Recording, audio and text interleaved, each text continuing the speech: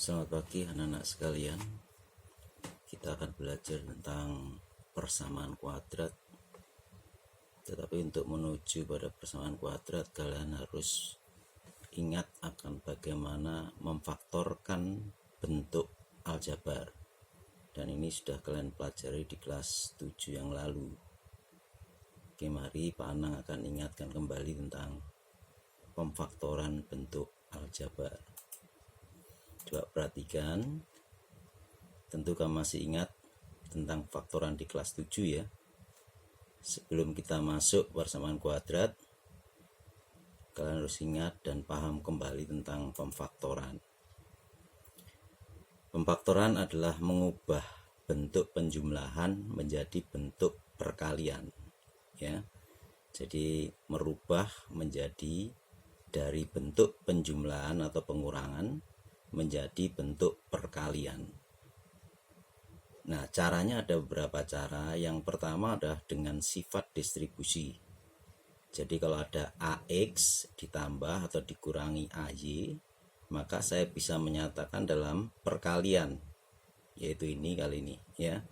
Maka di sini sama-sama ada A-nya, maka A kita keluarkan sehingga di dalam kurung tinggal X plus Y atau X min Y.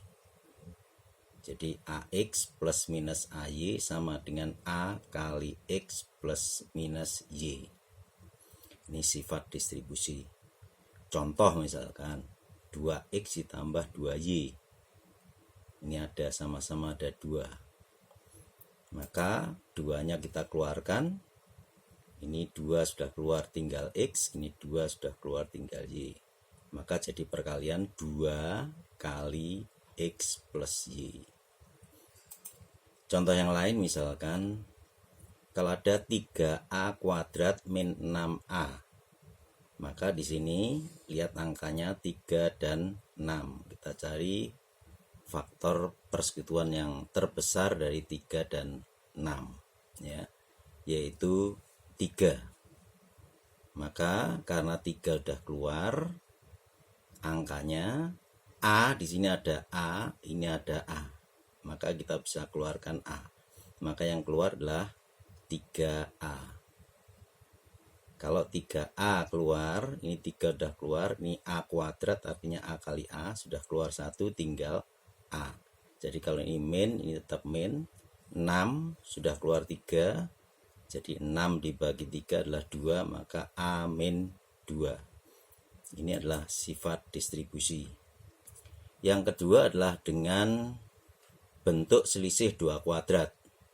Nah, ingat rumus di kelas 7 bahwa X kuadrat min Y kuadrat sama dengan X min Y kali X plus Y. Jadi ini X, ini Y, ini X, ini Y. Yang beda operasinya, satunya min, satunya plus. Nah, sekarang kalau ada X kuadrat min 9Y kuadrat, maka kita nyatakan dalam bentuk selisih 2 kuadrat. X kuadrat sudah, ini jadi situ. Nah, 9 ini jadi 3 kuadrat, maka menjadi X kuadrat min 3Y dikuadratkan. 3 ini dari 9 dari 9 itu adalah 3 kuadrat. Maka menurut rumus yang di atas, X yang di bawah kuadrat lihat 3Y, ini X juga, ini juga 3Y, yang satunya min, satunya plus. Ini adalah bentuk selisih 2 kuadrat. Kemudian yang contoh yang berikutnya, kalau ada 9A min 25B kuadrat, 9A kuadrat min 25B kuadrat. Ingat, ini rumus selisih, jadi selalu selisih ya. Jadi rumus ini berlaku untuk selisih. Jadi 9 itu adalah 3 kuadrat, 25 itu adalah 5 kuadrat, maka menjadi 3A kuadrat min 5B kuadrat. Ingat, yang di bawah kuadrat adalah 3A dan 5B. Maka 3A dan 5B, 3A dan 5B, yang satunya min, satunya plus. Maka terjadilah perkalian 2 suku, yaitu suku yang di depan kali suku yang di belakang. Nah itu. Nah kemudian bagaimana kalau bentuk kuadrat yang demikian? AX kuadrat plus BX plus C dengan A tidak 0. Artinya A, B, C adalah bilangan real, A tidak 0. Jadi di sini A itu adalah koefisien dari X kuadrat, ya. B adalah koefisien X, dan C tidak mengandung variabel X yang dinamakan konstanta. Nah sekarang AX kuadrat plus BX plus C, cara memfaktorkannya rubahlah menjadi bentuk AX plus B, AX plus Q per A. Jadi kalau ini lihat baik-baik, kalau ini AX kuadrat, maka ini AX per A. Saya ulang, kalau AX kuadrat berarti AX per A. Jadi kalau ini misalkan 2X kuadrat, maka ini 2X, ini 2X per 2. Ya. Sekali lagi, AX per A.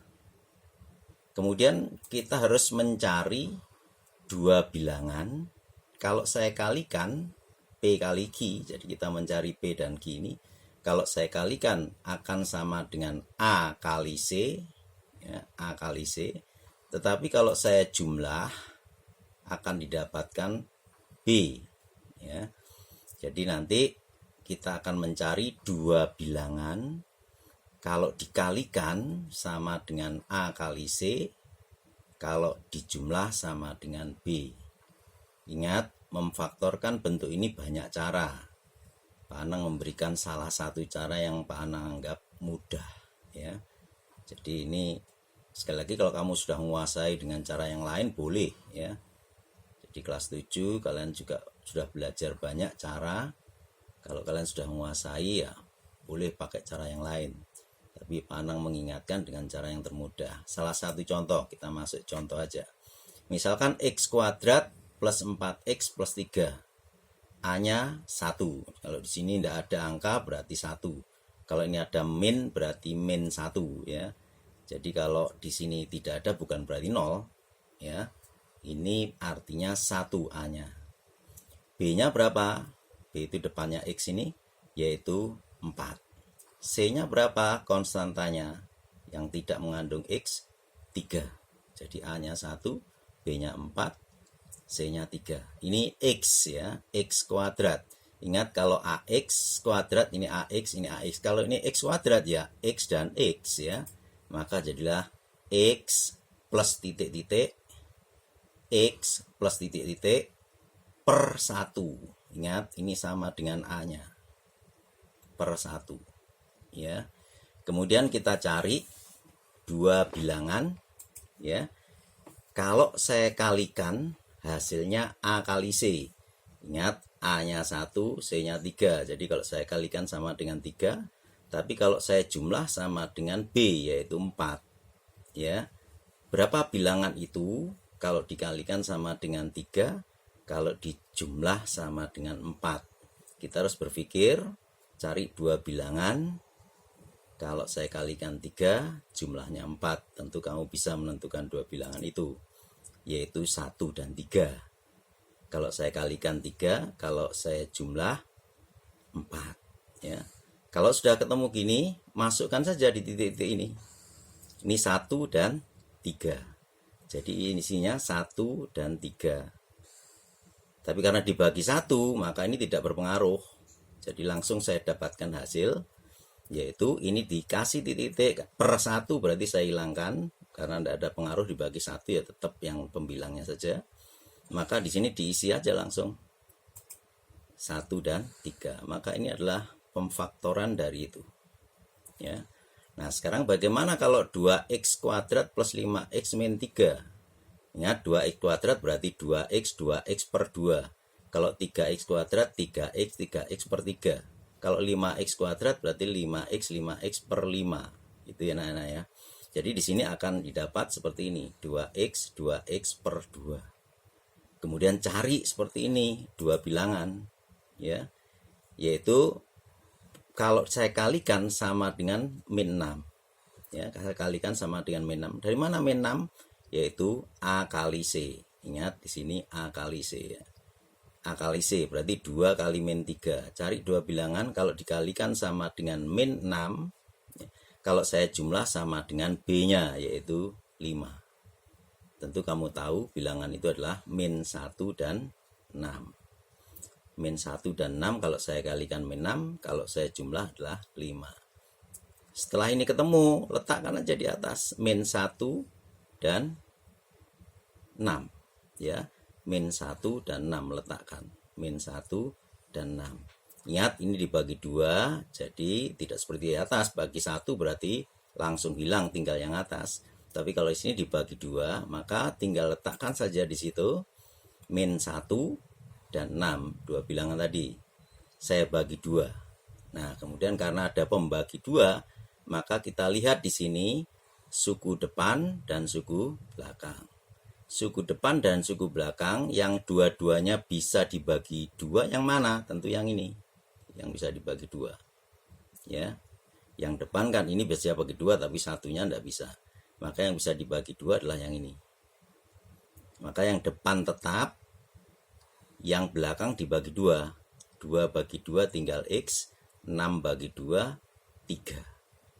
Jadi yang ini jadi X plus 3 setelah dibagi 2. Maka jadilah seperti ini. 2X min 1. Yang di depan adalah X. Yang di belakang adalah X plus 3. Dari mana? X. 2X bagi 2 tinggal X.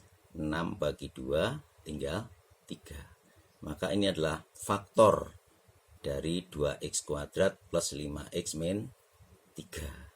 Jadi ini anak-anak, jadi langkah-langkah dalam faktorkan ada beberapa. Mudah-mudahan kamu ingat kembali. Ingat, bukan materi baru. Ini mendasari kalian. Pak Anang sebelum masuk, saya ingatkan dulu supaya kalian ingat. Mungkin Pak Anang langsung poinnya karena ini sudah dipelajari di kelas 7. Jadi kalian saya beri latihan dulu, yaitu tugas 1. Tugas 1 itu mulang kelas 7. Kamu latih dulu cara untuk memfaktorkan di modul ya. Nanti kalau sudah terlatih baru kita masuk pada persamaan kuadrat. Sekali lagi kerjakan tugas 1 pada modul. Itu mengulang kelas 7 ya. Kalau kalian lupa, coba kamu lihat video ini kembali secara perlahan-lahan. Saya rasa demikian anak-anak. Selamat belajar.